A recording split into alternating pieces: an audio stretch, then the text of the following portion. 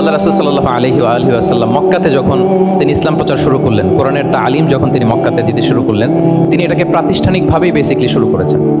আমরা যেমনি জ্ঞান বিতরণের জন্য প্রাতিষ্ঠানিক অবকাঠামো আমাদের প্রয়োজন হয়, রাসূল সাল্লাল্লাহু আলাইহি ওয়াসাল্লাম সেভাবেই একটা সেন্টার বেস তিনি শুরু করেছিলেন। এবং মক্কায় দারুল আরকাম নামে, আপনারা সবাই যারা রাসূল সাল্লাল্লাহু আলাইহি ওয়াসাল্লামের বায়োগ্রাফি পড়েছেন, ইতিহাস পড়েছেন, দারুল আরকাম থেকে বেসিক্যালি রাসূল সাল্লাল্লাহু আলাইহি ওয়াসাল্লাম এই জ্ঞান বিতরণ করতেন বা কোরআনের তালিম দিতেন। আরকাম ইবনে আবিল আরকাম একজন তরুণ সাহাবী, মাত্র 16 বছর বয়সে তিনি ইসলাম ধর্ম গ্রহণ করেছিলেন। তার একটা ঘরের একটা বড় অংশ তিনি রাসূল সাল্লাল্লাহু আলাইহি ওয়াসাল্লামের তালিমের জন্য ডেডিকেট করেছিলেন, এবং সেটাই ইসলামের প্রথম বিশ্ববিদ্যালয় হিসেবে স্বীকৃত দারুল আরকাম। এবং মজার ব্যাপার হচ্ছে, ওনার ঘরটা সিলেক্ট করার পেছনে স্ট্র্যাটেজিক অনেক কারণ ছিল। কারণ সে ছিল বানু মাখজুম গোত্রের, মানে কুরাইশের শত্রু, কুরাইশের রাইভাল ছিল বানু মাখজুম। রাসূল সাল্লাল্লাহু আলাইহি ওয়াসাল্লাম ছিলেন কোন বংশের? বলেন তো সবাই, কোন বংশের? কুরাইশ বংশের। আর আবু জাহাল ছিল কোন বংশের? না, সে বানু মাখজুম থেকে ছিল। So Banu Makhzum was the rival of Quraish. তারা ছিল কুরাইশদের সাথে একটা হাড্ডাহাড্ডি লড়াই, শত্রুর মতো। আর রাসূল সাল্লাল্লাহু আলাইহি ওয়াসাল্লাম কুরাইশি কারো ঘর বেছে নেন নাই, বরং বানু মাখজুম গোত্রের এক তরুণ আরকাম, তার ঘরটা তিনি বেছে নিয়েছিলেন। এবং স্ট্র্যাটেজিক্যালি এত চমৎকার একটা পজিশনে ছিল। মাত্র 130 মিটার ডিস্টেন্স ছিল কাবা থেকে। কাবা থেকে 130 মিটার দক্ষিণ পূর্বে এই আরকাম রাদিয়াল্লাহু তাআলা আনহুর ঘর ছিল। ফলে এই ঘরে যদি তিনি গ্যাদারিং করেন, কেউ আর সন্দেহ করবে না, যেহেতু এটা বানু মাখজুম গোত্রের একজন যুবকের ঘর। আল্লাহু আকবার। রাসূল সাল্লাল্লাহু আলাইহি ওয়াসাল্লাম এই দারুল আরকামে বসেই বেসিক্যালি তিনি এই কোরআনের তালিম, এই শিক্ষা, এই পাঠদান মক্কাতে সেন্টার বেস তিনি শুরু করেছিলেন।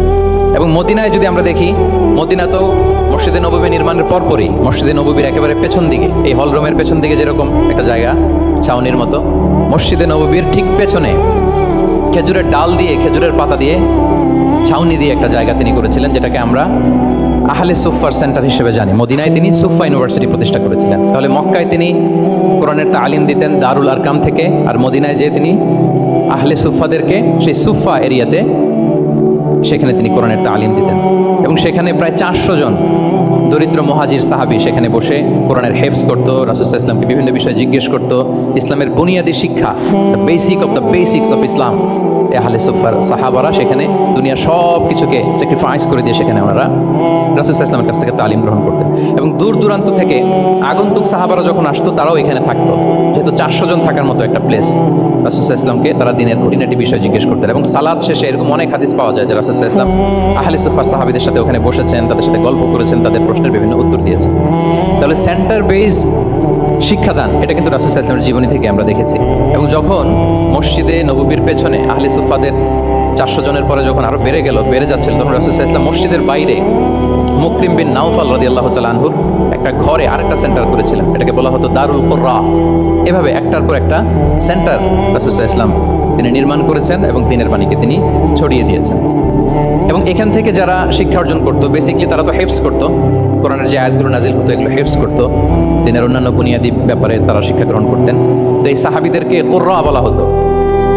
তাদেরকে আবার রাসূল সাল্লাল্লাহু আলাইহি ওয়াসাল্লাম বিভিন্ন এলাকাতে মুআল্লিম হিসেবে প্রেরণ করতেন। এটা রাসূল সাল্লাল্লাহু আলাইহি ওয়াসাল্লামের সুন্নাহ ছিল যে কোনো এলাকায় দ্বীনের শিক্ষা দেওয়ার জন্য আগে মুআল্লিম পাঠাতেন। আমরা জানি যে হিজরতের আগে, রাসূল সাল্লাল্লাহু আলাইহি ওয়াসাল্লামের আগেও তিনি মদিনাতে একজন সাহাবীকে পাঠিয়েছিলেন, মুসআব বিন উমাইর।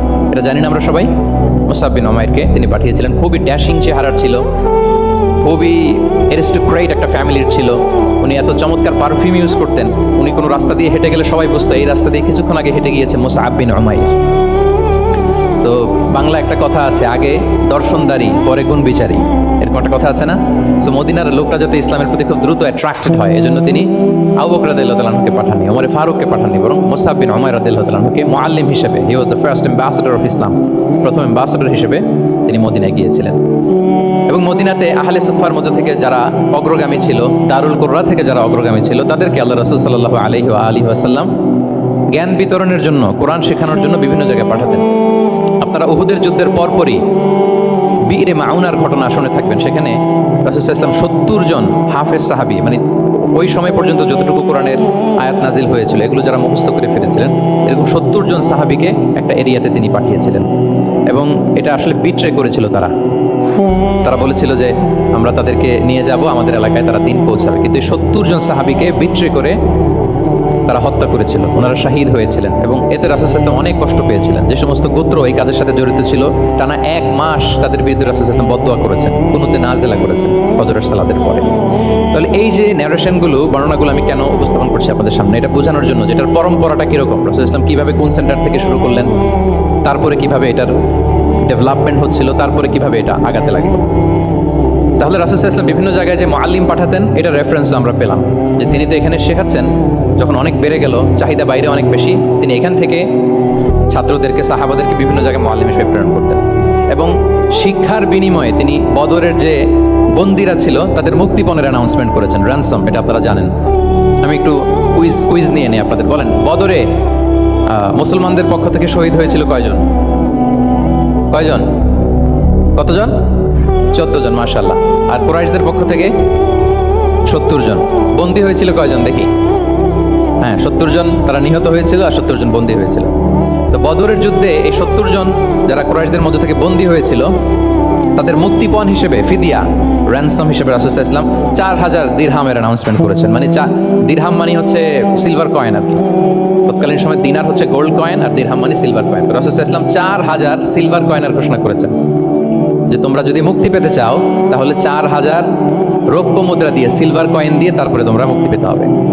তখন তিনি অ্যানাউন্স করলেন যে কারো যদি এই সামর্থ্য না থাকে যে 4000 স্বর্ণ মুদ্রা দিয়ে তোমরা র্যানসম আদায় করতে পারবো না, তাহলে এই লোকদের মধ্য থেকে যারা লিখতে পড়তে জানে তারা যদি মদিনার 10 জন শিশুকে লেখাপড়া শিখিয়ে দেয় তাহলে এটা তাদের মুক্তিপণ হয়ে যাবে।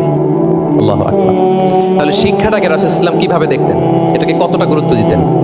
তখন কিন্তু মুসলমানদের আর্থিকভাবে খুব কঠিন অবস্থা যাচ্ছিল, তখন এই জাতীয় ফিদিয়াগুলো, র্যানসমগুলো খুব জরুরি ছিল। তারপরে তিনি ঘোষণা করেছেন যাদের সামর্থ্য নাই তারা যদি লিখতে পড়তে জানে, মদিনার 10 জন ছেলে মেয়েকে তারা যদি লেখাপড়া শিখিয়ে দিতে পারে, এটা তাদের মুক্তিপণ হিসেবে কনসিডার করা হবে। আল্লাহু আকবার।